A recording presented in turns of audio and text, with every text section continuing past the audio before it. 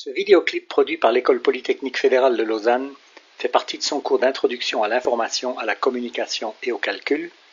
Il s'inscrit dans le deuxième module de ce cours qui porte sur les notions d'échantillonnage et de reconstruction de signaux, puis introduit les notions d'entropie et de compression de l'information. Cette quatrième leçon du deuxième module de ce cours est divisée en 4 vidéoclips. Ce premier vidéoclip va revenir de façon plus générale sur l'algorithme de Shannon-Fano. Le deuxième clip expliquera alors la nécessité d'un algorithme de compression plus efficace, celui de Huffman. Le troisième clip introduira le théorème de Shannon concernant les performances de la compression. Le quatrième et dernier clip abordera enfin la notion de compression avec perte.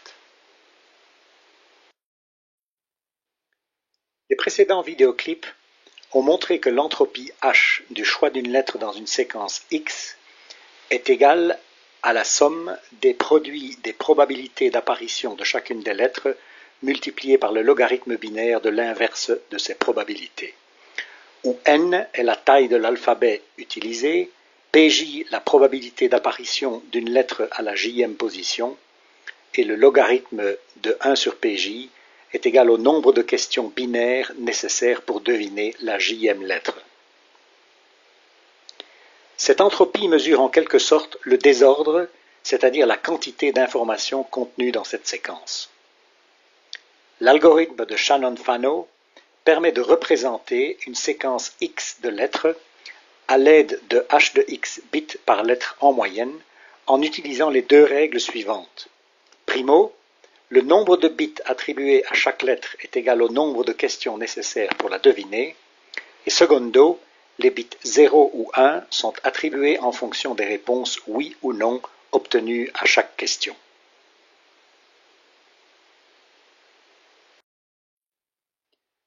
Voyons par exemple comment appliquer cet algorithme de Shannon-Fano au codage de la séquence « Il fait beau à Ibiza ». Cette séquence est particulière parce que la probabilité d'apparition de chaque lettre est une puissance inverse de 2, à savoir un quart, un huitième, un 16e, etc. De telle sorte que pour chaque lettre, le logarithme binaire de 1 sur p est un nombre entier qui correspond exactement au nombre de questions nécessaires pour la deviner, mais pour une séquence arbitraire, ce n'est évidemment pas toujours le cas.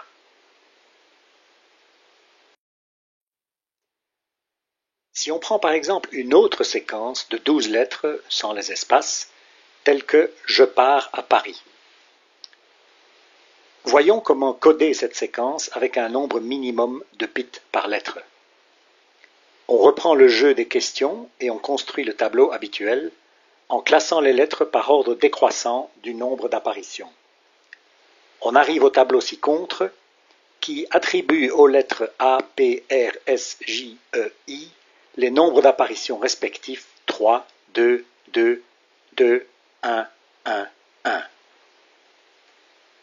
On voit tout de suite qu'il est impossible de diviser l'ensemble des lettres en deux parties, tel que le nombre d'apparitions à gauche soit exactement égal au nombre d'apparitions à droite. On peut cependant minimiser la différence entre le nombre d'apparitions à gauche et à droite. Dans notre exemple de Paris, on a deux possibilités pour la première question. Soit, est-ce que la lettre est un A ou un P, qui diviserait le nombre d'apparitions en 5 à gauche et 7 à droite, soit encore, est-ce que la lettre est un A, un P ou un R, ce qui diviserait le nombre d'apparitions en 7 à gauche et 5 à droite.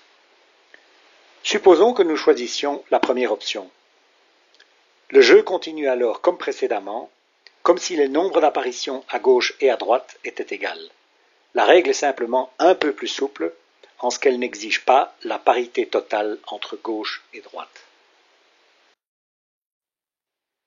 On peut ainsi compléter la table avec le nombre de questions à poser pour deviner chaque lettre. On voit ainsi qu'avec 2 questions, on peut deviner les lettres A et P qui apparaissent ensemble dans 5 cas sur les 12. Avec 3 questions, on peut deviner les lettres R, S et J qui apparaissent ensemble également dans 5 cas sur les 12. Et enfin, avec 4 questions, on peut deviner les 2 dernières lettres E et I qui apparaissent ensemble dans 2 cas sur les 12. Le nombre moyen de questions à poser pour deviner une lettre est donc 2 fois 5 douzièmes plus 3 fois 5 douzièmes plus 4 fois 2 douzièmes, soit au total 33 douzièmes ou 11 quarts, ce qui fait exactement 2,75 questions en moyenne par lettre. Les règles d'attribution des codes à chaque lettre sont les mêmes qu'avant. Primo, le nombre de bits attribués à chaque lettre est égal au nombre de questions nécessaires pour la deviner.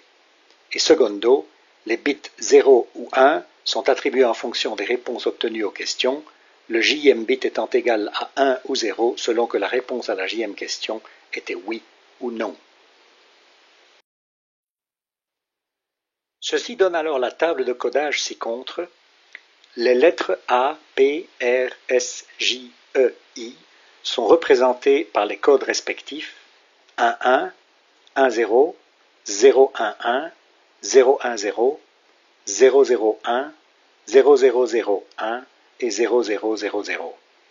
On remarque à nouveau en passant qu'aucun mot de code n'est le préfixe d'un autre.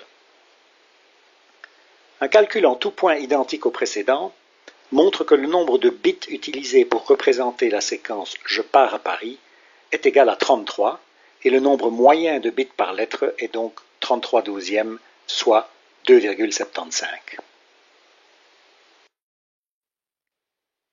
Pour finir, calculons par curiosité l'entropie de la séquence « Je pars à Paris » en remarquant au passage que le logarithme binaire de 1 sur p n'est plus nécessairement un nombre entier comme c'était le cas pour la séquence « Il fait beau à Ibiza ».